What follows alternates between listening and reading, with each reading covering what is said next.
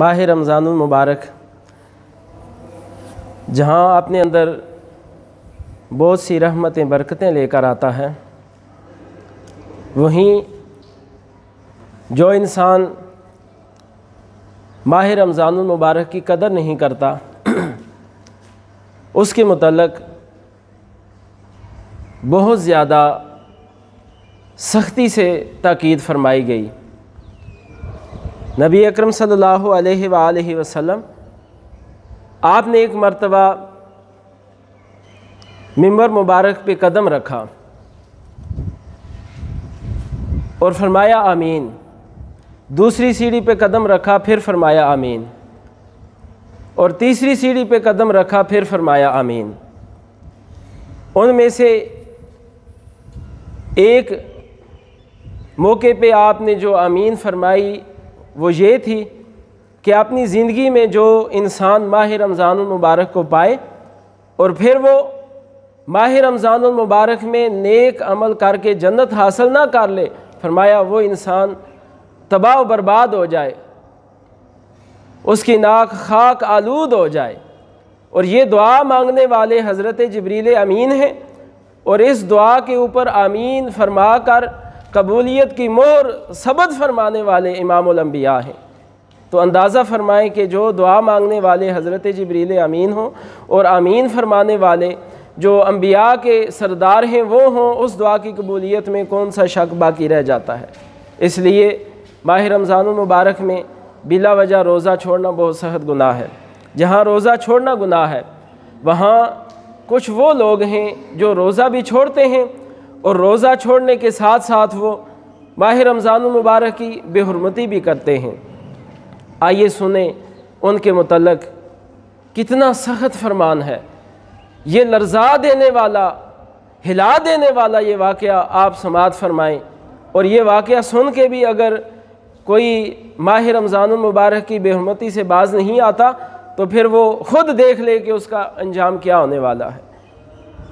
غنیۃ الطالبین حضرت امام عبد الرحمن سفوری رحمۃ اللہ تعالیٰ علیہ اپنی کتاب میں یہ واقعہ نقل فرماتے ہیں کہ قیامت کا دن ہوگا، فرشتے ایک شخص کو مارتے ہوئے جہنم کی طرف لے کر جاتے ہوں گے۔ وہ چیخے گا، چلائے گا، مدد کے لیے پکارے گا، اور پھر کریم آقا صلی اللہ علیہ وآلہ وسلم جو سب کے لیے قیامت کے دن شفاعت فرمانے والے ہیں اور ان کی شفاعت کے بغیر کوئی نجات نہیں پا سکتا، اچانک حضور کی نظر پڑ جائے گی، دیکھیں گے میرا امتی ہے، اس کو فرشتے مارتے ہوئے جہنم کی طرف لے جا رہے ہیں۔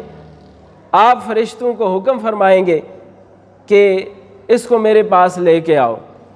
فرشتے حضور کی بارگاہ میں اس کو حاضر کریں گے، عرض کریں گے آقا یا رسول اللہ جو آپ کا حکم ہے ہم آپ کی بارگاہ میں حاضر ہیں۔ آپ فرمائیں گے کہ اس کو کہاں لے کے جا رہے ہو؟ وہ جو امتی وہ فریاد کرے گا ادرکنی یا رسول اللہ، ادرکنی یا رسول اللہ، آقا مجھے بچا لیجئے، یہ مجھے جہنم کی طرف لے جا رہے ہیں۔ اس سے قبل کہ حضور کچھ ارشاد فرمائیں، فرشتے عرض کریں گے آقا یا رسول اللہ پہلے آپ یہ دیکھ لیں کہ اس کے خلاف دعویٰ دائر کرنے والا کون ہے۔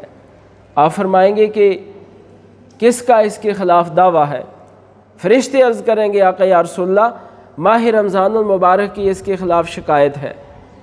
تو کریم آقا صلی اللہ علیہ وآلہ وسلم آپ فرمائیں گے کہ جس کے خلاف ماہ رمضان المبارک کا دعویٰ ہو، ماہ رمضان المبارک کی جس کے خلاف شکایت ہوگی، میں بھی اس کی شفاعت نہیں کروں گا۔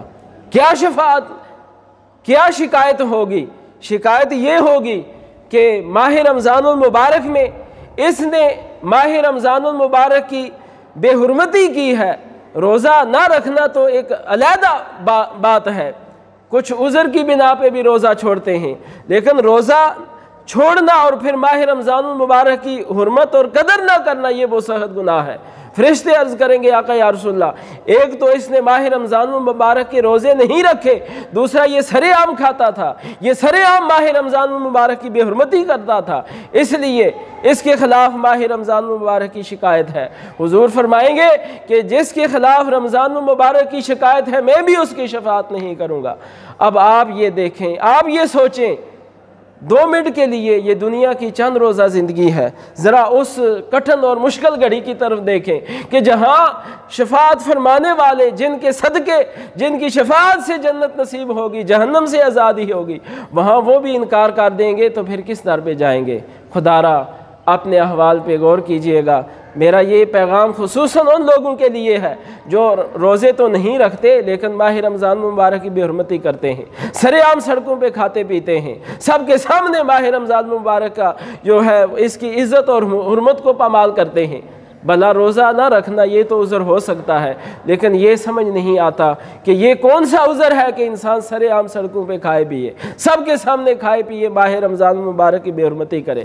لہٰذا ان لوگوں سے انتہائی درد مندانہ اپیل ہے، گزارش ہے کہ ماہ رمضان مبارک کی بے حرمتی مت کیجیے گا، ورنہ قیامت کے دن جو امام الانبیاء ہیں، جن کی شفاعت سے، جن کے صدقے ہم کو جہنم سے آزادی ہوگی، جنت میں داخلہ نصیب ہوگا، وہ بھی فرمائیں گے کہ میں اس بد نصیب کی شفاعت نہیں کروں گا جو ماہ رمضان المبارک کی عزت اور حرمت نہیں کرتا۔ آئیں آج ہمیں یہ زندگی میں موقع ہے، ماہ رمضان المبارک کی ہم عزت کریں، حرمت کریں۔ اللہ رب العزت ہمیں ماہ رمضان المبارک کی بے حرمتی سے اور اس کی بے قدری سے ہمیں بچائے۔ آمین۔ وآخر دعوانا الحمدللہ رب العالمین۔